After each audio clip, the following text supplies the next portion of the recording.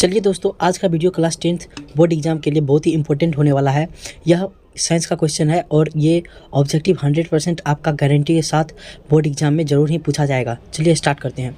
कोई विलयन लाल लिटमस पत्र को नीला कर देता है, उसका पीएच मान संभवतः क्या होगा? अगर लाल को नीला करता है तो वह क्या होना चाहिए? वह होना चाहिए क्षारीय प्रवृत्ति का। और क्षारीय प्रवृत्ति का कौन सा होगा? पीएच मान 10। तो इसका आंसर हो जाएगा ऑप्शन नंबर डी 10। चलिए अगला क्वेश्चन देखते हैं। एसिटिक अम्ल का तनु विलयन के बारे में कौन सा अवलोकन सत्य है? यह सिरका सी गंध देता है, यह प्याज सा गंध देता है, या सरे अंडे सी गंध देता है, या सरे मांस की तरह गंध देता है? आपका सही आंसर हो जाएगा यह सिरका की तरह गंध देता है। चलिए अगला क्वेश्चन देते हैं। अल्कोहल में उबली पत्ती पर आयोडीन की बूंद डालने पर पत्ती का रंग कैसा हो जाएगा? नीला और काला, हल्का नीला और हल्का काला।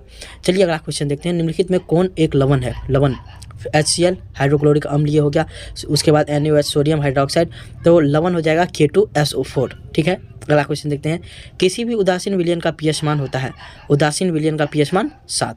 उदासीन विलयन का पीएच मान कितना होता है? 7। यह बहुत ही इंपॉर्टेंट क्वेश्चन है। लिटमस विलयन बैंगनी रंग का रंजक होता है जो निकाला जाता है किस चीज़ से? लाइकेन के पौधे से। किस चीज़ से? लाइकेन के पौधे से। जब सोडियम हाइड्रोक्साइड जिंक से अभिक्रिया करता है तो उत्पाद बनता है, यानी कि अभिक्रिया के फलस्वरूप क्या बनता है? तो अभिक्रिया के फलस्वरूप Na2ZnO2 + H2O बनता है। चलिए अगला क्वेश्चन देखते हैं। किसी लाल तप्त आयरन पर जलवाष्प प्रभावित करने पर कौन सा यौगिक प्राप्त होता है? क्या प्राप्त होगा? Ferrous oxide Fe3O4। चलिए अगला क्वेश्चन देते हैं। बेकिंग सोडा का अनुसूत्र क्या होगा? NaCO3 CaCO3 NaHCO3। तो आपका सही आंसर हो जाएगा ऑप्शन नंबर सी NaHCO3। यह भी बहुत इंपॉर्टेंट है, बेकिंग सोडा का अनुसूत्र। निम्नलिखित में कौन विजातीय यौगिक है? चूना पत्थर, खड़िया, संगमरमर, प्लास्टर ऑफ पेरिस। देखिए, चूना पत्थर, खड़िया और संगमरमर सभी का सूत्र होता है CaCO3, लेकिन प्लास्टर ऑफ पेरिस क्या है? इससे अलग है। तो इसका सही आंसर हो जाएगा option number D plaster of Paris. निम्नलिखित में सबसे प्रबल लवण कौन है? NaCl CaCl H2 BaSO4 LiCl। आपका सही आंसर हो जाएगा NaCl सोडियम हाइड्रोक्साइड। चलिए अगला क्वेश्चन देखते हैं। दांतों को साफ करने के लिए दंतमंजन प्रायः होता है क्षारीय, अम्लीय, लवण युक्त, इनमें से कोई नहीं। देखिए, दांत में अम्ल लगा होता है और उसको जब हम लोग क्षार से, यानी दंतमंजन कैसा होता है? क्षारीय होता है। जब हम उसे क्षार के द्वारा अगर प्रयोग करते हैं उस पर, तो वह क्या हो जाता है? उदासीन हो जाता है और हमारा दांत साफ हो जाता है। अगला क्वेश्चन देखते हैं। शुद्ध जल का पीएच मान होता है 6, 7, 8 या 9? आपका सही आंसर हो जाएगा ऑप्शन नंबर बी 7। शुद्ध जल का पीएच मान 7। अम्ल और क्षार आपस में अभिक्रिया करके क्या बनाते हैं? यह भी बहुत इंपॉर्टेंट है। अम्ल और क्षार मिलकर क्या बनाएंगे? लवण। चलिए अगला क्वेश्चन देखते हैं। निम्नलिखित में कौन प्राकृतिक सूचक है? हल्दी, मेथिल ऑरेंज, फेनोल्फथैलीन, या इनमें से कोई नहीं? आपका सही आंसर हो जाएगा ऑप्शन नंबर ए हल्दी। प्राकृतिक सूचक हल्दी को कहा जाता है। निम्नलिखित में कौन क्षारीय ऑक्साइड है? SOH2, NOH2, POE, Na2O। तो सही आंसर हो जाएगा ऑप्शन नंबर डी Na2O। चलिए देखते हैं अगला और बहुत ही इंपॉर्टेंट क्वेश्चन। मनुष्य के शरीर की सबसे बड़ी ग्रंथि कौन सी है? A लीवर, B अग्नाशय, C अंडाशय, या डी एड्रिनल? आपका सही आंसर हो जाएगा ऑप्शन नंबर ए लीवर। चलिए अगला क्वेश्चन देखते हैं। ग्वाइटर अथवा घेघा पनपता है, घेघा रोग किससे होता है?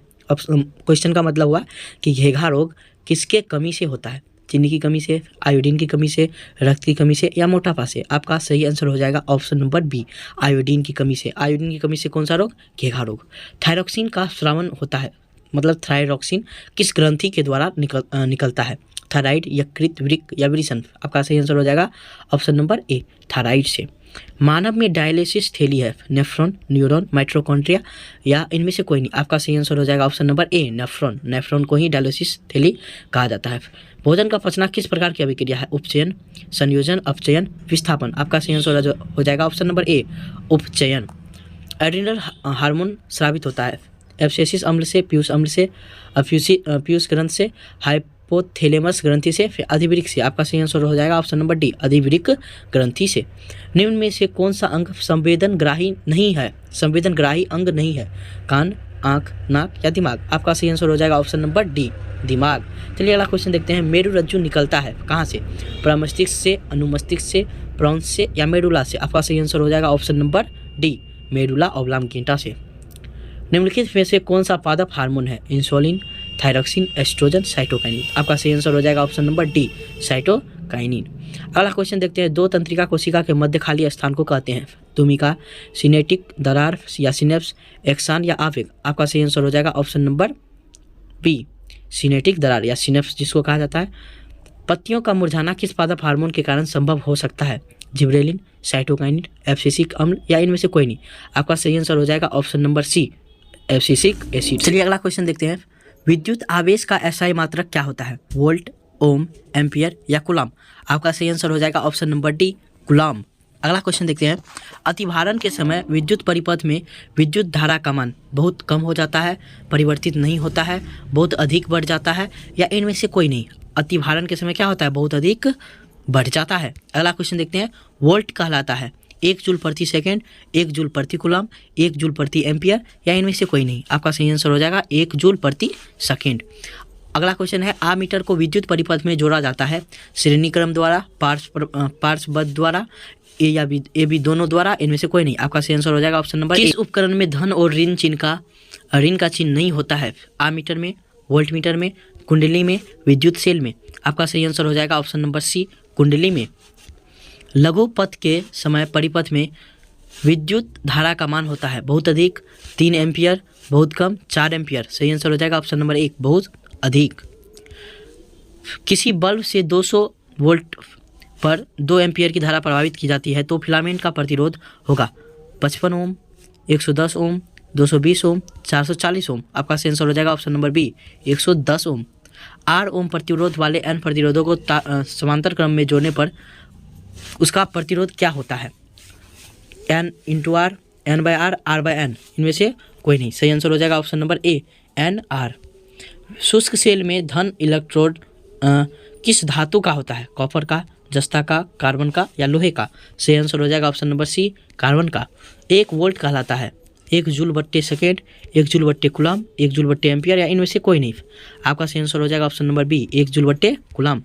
विभवांतर मापने वाले यंत्र को क्या कहा जाता है? Ammeter, voltmeter, galvanometer? इनमें से कोई नहीं? सही आंसर हो जाएगा ऑप्शन नंबर बी, वोल्टमीटर। अगला क्वेश्चन है, किसी कुंडली का प्रतिरोध ज्ञात करने का सूत्र है? R बराबर V इंटू आई, R बराबर V बाय आई, R बराबर I बाय V या R बराबर V माइनस आई? सही आंसर हो जाएगा option number B, V by I. बिजली के फ्यूज का तार बना होता है टीन का, तांबे का, तांबे और टीन दोनों के मिश्रण का? इनमें से कोई नहीं? सही आंसर हो जाएगा ऑप्शन नंबर सी, तांबे और टीन दोनों का। अगला क्वेश्चन है, बल्ब के तंतुओं को बनाने में टंगस्टन का उपयोग क्यों किया जाता है?